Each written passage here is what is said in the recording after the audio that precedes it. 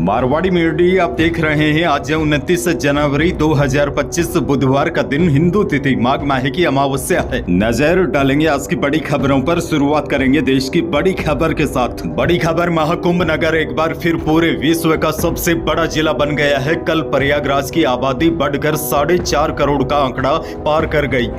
मंगलवार को महाकुंभ में शाम तक ही करीब 4 करोड़ श्रद्धालु स्नान कर चुके थे। इसमें अगर जिले की आबादी करीब 70 लाख जोड़ दी जाए तो प्रयागराज में एक ही दिन में लोगों की संख्या 4.70 करोड़ रिकॉर्ड हो गई है। वैसे आपको बता दूं, इससे पहले भी मकर संक्रांति पर 4.20 करोड़ लोगों के साथ प्रयागराज विश्व का सबसे बड़ा जिला बनने का रिकॉर्ड बना चुका है। यानी कि वहाँ पर जबरदस्त भीड़ है और आज मौनी अमावस्या के दिन भीड़ के पिछले सारे रिकॉर्ड ध्वस्त हो सकते हैं। भारी भीड़ को देखते हुए पुलिस ने हाई अलर्ट जारी कर रखा है। वहीं संगम तक पहुंचने के लिए श्रद्धालुओं को 20 किलोमीटर पैदल चलना पड़ रहा है। बहरहाल आगे बढ़ेंगे। राजस्थान से बड़ी खबर, जयपुर एयरपोर्ट देश के टॉप 10 एयरपोर्ट्स में शामिल हो गया है। एयरपोर्ट अथॉरिटी ऑफ इंडिया की ओर से जारी रैंकिंग में जयपुर एयरपोर्ट देश के सबसे बिजी एयरपोर्ट्स की लिस्ट में 10वें स्थान पर रहा। वैसे आपको यह भी बता दूं, दिल्ली देश का सबसे व्यस्त एयरपोर्ट में पहले स्थान पर बना हुआ है। यहां हर रोज औसतन 670 फ्लाइट्स का डिपार्चर हो रहा है। मुंबई में दूसरी सर्वाधिक 470 फ्लाइट्स का डिपार्चर हो रहा है। अच्छा, पूरे विश्व की बात करें तो दुनिया का सबसे व्यस्त airport Hartsfield Jackson Atlanta international airport है। वहीं दूसरे नंबर पर दुबई का एयरपोर्ट आता है। हालांकि यह आंकड़े भी हर साल बदलते रहते हैं।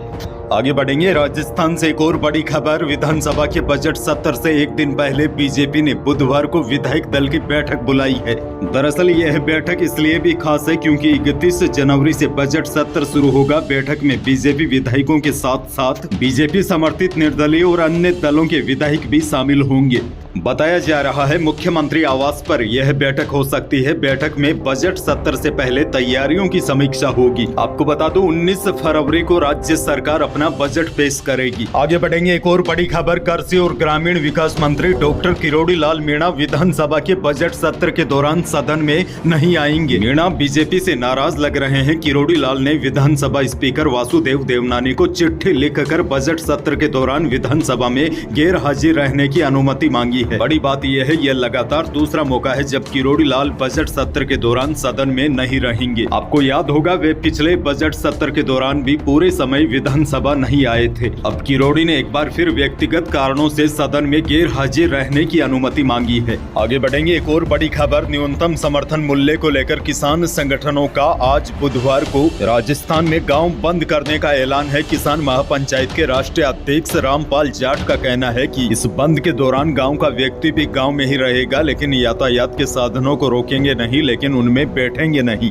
दरअसल आपको बता दूं, न्यूनतम समर्थन मूल्य व अन्य मांगों को लेकर यह बंद का आह्वान किया गया है। किसान महापंचायत के राष्ट्रीय अध्यक्ष रामपाल जाट ने बताया कि राजस्थान के सभी 45,537 गाँव में बंद का आह्वान किया गया है। गाँव बंद आंदोलन के दौरान गाँव में फल, सब्जी, दूध, अनाज जैसे उत्पाद गाँव से बेचने के लिए बाहर नहीं ले जाएंगे। गाँव का व्यक्ति गाँव में ही रहेगा। हालांकि यह बंद स्वैच्छिक रहेगा। इस दौरान किसी को जबरन बाहर जाने से रोका नहीं जाएगा। किसान महापंचायत का कहना है, शासन रोड दल ने न्यूनतम समर्थन मूल्य पर ज्वार व बाजरा की खरीद की व्यवस्था करने और गेहूं की खरीद बोनस सहित 2700 रुपए में करने का विधानसभा चुनाव में घोषणा पत्र में उल्लेख है। इसके लिए गेहूं पर राज्य सरकार को 425 रुपए बोनस देना था, किंतु सरकार ने 125 रुपए बोनस देकर गेहूं की खरीद 2400 रुपए प्रति क्विंटल की थी, जिससे किसानों को 1 क्विंटल गेहूं का न्यूनतम समर्थन मूल्य घोषणा से 300 रुपए कम प्राप्त हुआ। महासंघ के राष्ट्रीय अध्यक्ष रामपाल जाट ने कहा है कि प्रदेश सरकार को चेताने के लिए एक दिन गांव बंद किया जा रहा है। उन्होंने कहा कि गांव बंद का प्रमुख उद्देश्य खेतों को पानी और फसलों को उचित दाम दिलाना है।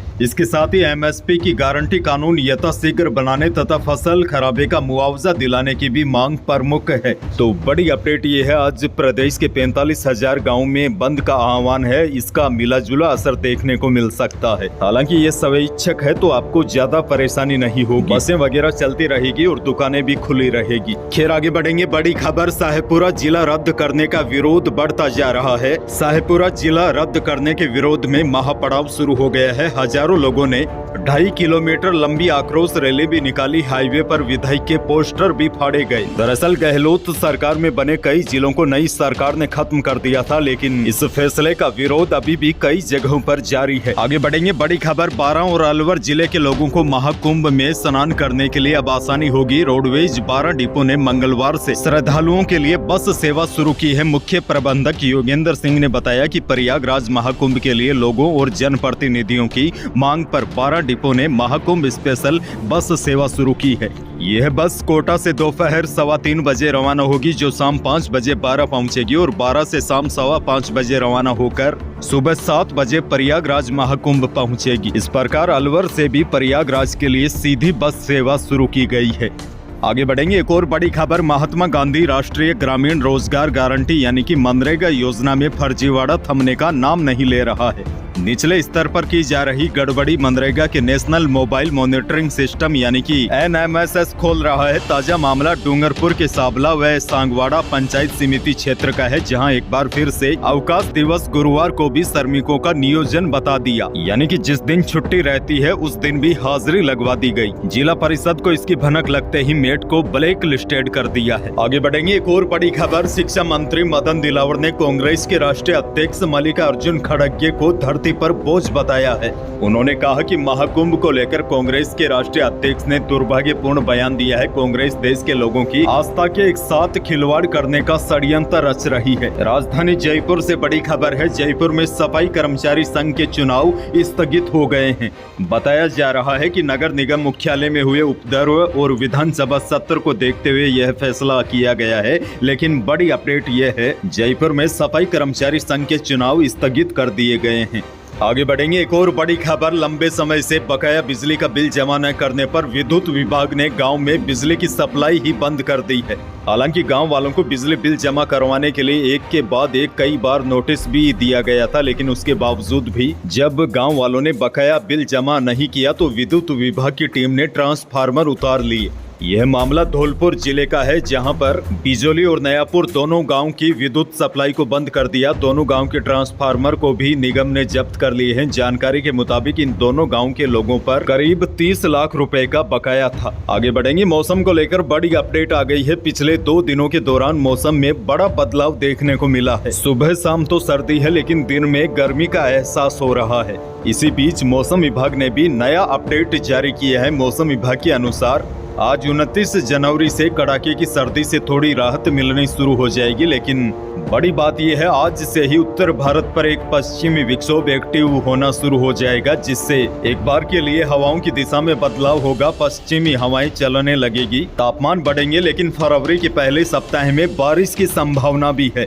फरवरी के पहले सप्ताह में यानी कि 3 से लेकर 5 फरवरी के बीच एक सक्रिय पश्चिमी विक्षोभ एक्टिव होने की संभावना है। इस सिस्टम की वजह से राजस्थान के कई हिस्सों में मेघ गर्जन के साथ बारिश की संभावना भी बताई जा रही है। यानी कि 3 से लेकर 5 फरवरी के आसपास प्रदेश के कई भागों में मेघ गर्जन के साथ बारिश की संभावना है और इस दौरान इस सिस्टम का असर 2 या 3 दिन प्रदेश के ऊपर रह सकता है।